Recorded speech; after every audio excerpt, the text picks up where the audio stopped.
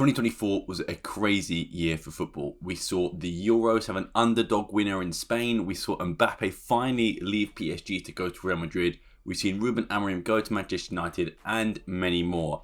But this year, I'm going to make some predictions and we're going to see what I think is going to happen for 2025. But I will say I actually made those predictions in 2024 as well. Before we get into the predictions bit and my future predictions, let's have a look at the old ones. So as you can see my last predictions there. I'm just going to rattle them off quickly and let you know how many I got right. So the first one was Eddie Howe being sacked by the end of the year by Newcastle. Did not happen. He's still at Newcastle as of now. Manchester United make Mason Greenwood a starter. That one was pretty close to happening, I believe. I think there was some sort of, poll done with like the women's team and all their sponsors to see if Mason Greenwood would be a good addition back to the squad. Unfortunately, fortunately, he didn't make it back to Manchester United and actually went to Marseille. But I digress on that one. Anyway, Stevenage get promoted to the Championship. Under Steve Evans, they were doing very well in League One. And unfortunately, they just couldn't get over the line. And Steve Evans actually left to Rotherham. So that one was a no-go. Jude Bellingham wins Ballon d'Or. I think he was top 3. It was actually Rodri who went on to win it, to be fair. But Jude probably did have a good case. Maybe if England did a bit better than the Euros, because Real Madrid did, of course, win the Champions League last year. So maybe should have been Jude Bellingham there. Graham Potter becomes next England manager. I thought this one was a lock, to be honest, after Gareth Southgate left. But unfortunately, they went unfortunately for me, they went for Thomas Tuchel. So Graham Potter's still out of a job as of now. Mbappe threatens to leave PSG again and signs a new contract in August. See, the thing is with that, how often did we see Mbappe linked to PSG? It was quite a long time. So for me, I thought this was just one that's bound to happen. If they offer him like a bucket load of money, that he would he would stay with PSG and not go to Real Madrid. But yes, that one was also wrong. Ronaldo leaves Saudi. This one was a very out there prediction because I think he was only in Saudi for probably less than a year at that point. He still is there, but who knows where he goes next. Then lastly, the only prediction I got right is no Prem team makes the UCL final, which was actually the final between Real Madrid and Borussia Dortmund. So I was right in that aspect. So we'll take 1 out of 6. But yeah, that was pretty poor. Let's get into my actual predictions for 2025. If you've got any predictions, make sure you leave them in the comments below. Or also reply to the thread I'll post on Twitter. My Twitter is right there at Sanfonseca, so make sure you follow me there as well for some more sort of football content, Portuguese football content, sporting content, and just loads of other stuff I talk about. But yeah, let's get into the 2025 predictions. So because it is 2025, I've got 5 predictions for you, and I'm going to sort of put them out there as like the first few are going to be sort of more maybe obvious ones, and then the last few will be sort of out there, wacky, rangy ones. So let's start with, I think, probably the most obvious one. So for this one, I think Manchester City are going to be found guilty of their charges in 2025, but nothing will happen. And I think it's a precedent that's been set by, a lot of other clubs breaking the rules previously. If you look at the Portuguese league, Benfica and Porto have broken the rules in terms of, match fixing and stuff like that, and they've barely been punished. They get nothing done to them. So I think Man City probably will escape away with a slap on the wrist. They might get a points deduction or something. I don't think it's going to be anything more than that. But yeah, just some of the reasons I listed in the photo as well, in the sort of thumbnail for that bit. They just have so much influence over the Premier League. They have so much money. They can have the best lawyers, the best sort of solicitors. So they should be good there. And, Man City is a big brand now in the Premier League. It's one of the most popular and successful teams in the Premier League. So everyone thinks they might get relegated. It's not going to happen. Like I said, I reckon a points deduction at most, but I still think it'll probably be like 10, 15 points. I don't think it'll be anything that, damages Man City too much. And I just think, they're going to get away with it. It's always the bigger clubs that escape with these things. If you're a so-called smaller team, you get away with a lot less with like financial fair play and these charges and stuff. So for me, I really don't think anything's going to happen to Man City. I'll be shocked if it did. But I'm pretty certain this one is nailed on for 2025. If the ruling is official, it could, be 2026. But I think cracks are starting to show in Manchester City with, Pep Guardiola not doing very well at the moment. They have got a load of injuries. So I think you have to give them some leeway there. But from what they looked at last year and the year before, they're like a shell of their former selves. And I think maybe the pressure in the background of this maybe might have something to do with it. I don't know. But yeah, for this one, prediction number 1, Man City will be found guilty of their charges, but nothing will happen. Number 2, I'm going with a returning one from last year's predictions, and that is Eddie Howe being sacked by Newcastle. So again, I don't think this one's a lot. I think it's probably about 50-50. And for me, the only reason I've put this there, because I know Newcastle doing very well at the moment. They're 5th in the league. They just spanked Manchester United around. But I do think if they don't win silverware, or if they don't qualify for the Champions League or even Europa League, if they slip down a bit more, I don't know if they pull the trigger and getting someone more, a sexy name out there than Eddie Howe. I think Eddie Howe's done a great job at Newcastle, but I also think it's sort of a similar situation to maybe like a David Moyes at West Ham, where how much further can he take them without trying to get someone in? And of course, it didn't really work out for West Ham getting Lopetegui in, but I think Newcastle probably has a bigger reach and a bigger wage budget than West Ham does to bring a manager. There's always been rumours of Jose Mourinho coming back into Newcastle, so I don't know if that's going to be a thing. But yeah, if they miss out on Europe again, you have to wonder if the Saudi-owned team do pull the trigger on getting another coach and someone who's a bit of a more established name, and that would also help maybe bring players to Newcastle. I think if you have a manager that players want to play under, like for example, maybe not now, but back in the day, if you've got Mourinho coming into your team, you'd have a lot more options of players wanting to play for you. I think the same with guys like Arteta have it, Pep Guardiola have it. They want to play for managers like that. So if you get in a name who is a big name for Newcastle, I think you could probably get in more players as well. But after what happened last year in the Champions League, where they finished bottom of the group, didn't even make it to the Europa League, they probably lost a bit of money there. They didn't qualify again this year, so they have a bit of a more relaxed schedule for them, which is luckily as well. I do think they should try and aim for a domestic trophy this season, the FA Cup, or I don't think they're in the Carabao Cup at the moment, but an FA Cup would be a good win for Newcastle. I think they have not won a trophy in quite a long time, so that would keep Eddie Howe there. But I think if they don't win anything, if they don't qualify for Europe again, especially the Champions League, I don't even think qualifying for the Europa League is not a great thing for Newcastle at this point. They should try and aim higher for Champions League qualification. They're 5th at the moment, so they're not too far behind, I believe, Man City in 4th, or not in Forest in 4th, probably is at the moment. I'll put the updated Premier League team league there anyway, so you can see as well.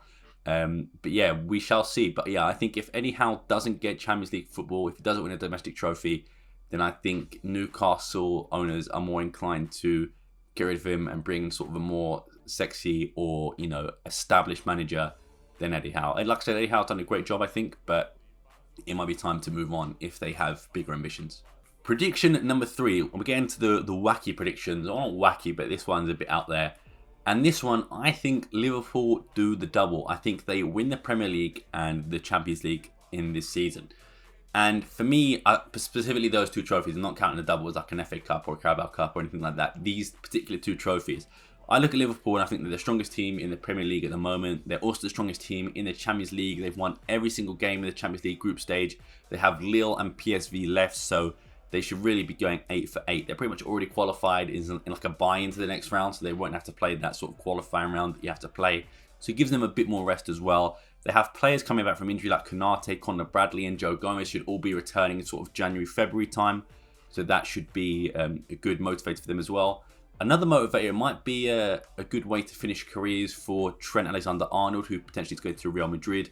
Virgil van Dijk, who potentially is leaving as well in the last year of his contract. And of course, Mo Salah. These players might want to give one last sort of big trophy to, or 2 big trophies in this case, to Liverpool before they go. And all 3 of them established themselves, or pretty much already have, as Liverpool legends. So winning another Champions League and Premier League would put them in a higher standard as well.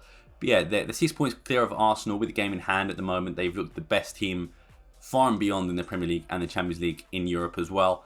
I think Arne Slot's done a fantastic job, and he had a lot of questions coming in. A lot of people thought that maybe Liverpool would fall off under Arne Slot with Jurgen Klopp leaving. But I think for me, Arne Slot has been the best manager in the Prem, probably one of the best managers in the world at this point with the team he has. He's not brought that many reinforcements in, if not any. I don't think he might have brought in maybe 1 or 2, but he's pretty much done it with the exact same squad that they had under Jurgen Klopp. I do think as well January transfer window is coming soon, so Liverpool should have a bit more money to spend to bolster the squad.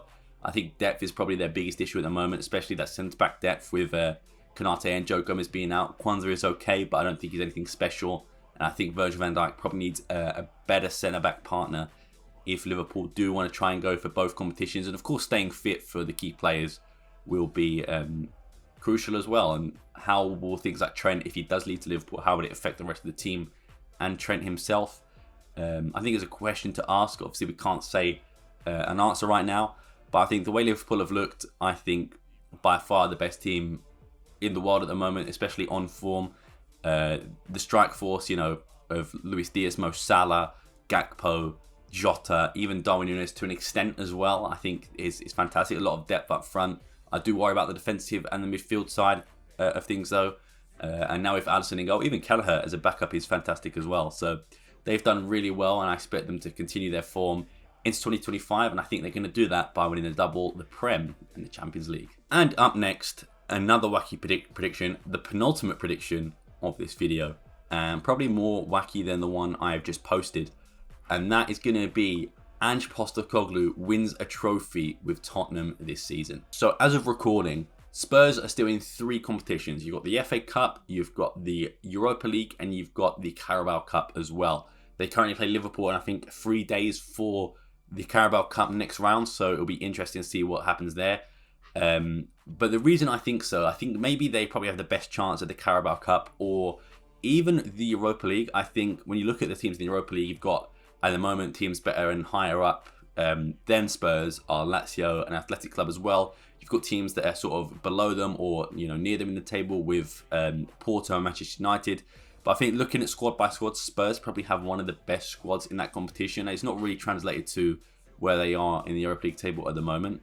But for me, I think, I really like the way Ange Postecoglou plays football. And I think he's been very unlucky with the injuries, especially to his centre-backs, Romero and Van de Ven. Having your 2 best centre-backs out is killer. And they should be returning from injury in January and February as well. So Romero should be coming back, Van de Ven, Vicario, I believe, in March.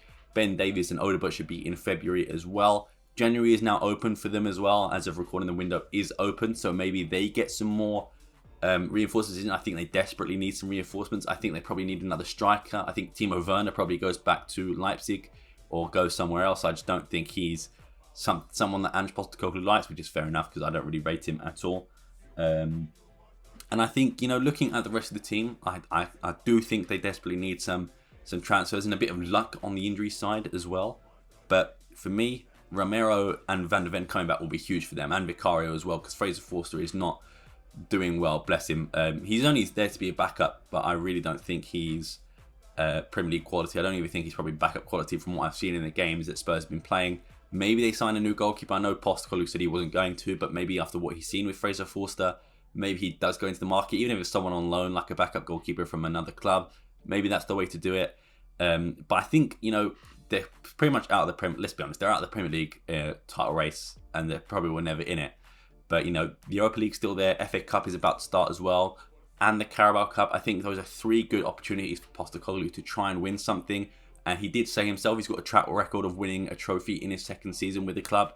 So he's got to back that up. Now that was his words in the interview, not mine. So he's got a lot to back up. Will Daniel Levy even let him see it out the end of the season the way they're playing at the moment? Maybe not. I think he does deserve more time. I think he probably does deserve maybe one more season, at least till the end of the season. I think he's been, like I said, incredibly unlucky with injuries. And, to be fair, the signings he's made, Brennan Johnson's done pretty well for Spurs. I think he's scored, 8 goals in the Premier League so far. So he's done well. And Van de Ven does look like a great player as well, as does Vicario. So I think you've got to give them a chance to have them all on the team at the same time. But yeah, I think give Ange time. He'll win silverware, hopefully in 2025. So I look like a genius with this prediction. If I were to guess one, I'd probably go for the Carabao Cup. I think Liverpool might rotate. I don't think it's that of an important competition to them. They might try and go for the treble, so maybe. But even Europa League, they're still in the sort of qualifying stages. They're right below the guaranteed qualification, so they still could make a jump up or, of course, a jump down. But they still should qualify regardless. But it will be better for them if they go through to the next round. It means they don't have to play an extra 2 games in the Europa League. And as, like I said, the way the injuries have been coming thick and fast to Spurs, it's probably what they need. But yes, penultimate prediction is that Ange Postecoglou wins a trophy with Spurs. And before I get into the last prediction, please make sure you follow me on Twitter. Make sure you subscribe to the channel as well. Turn notifications on.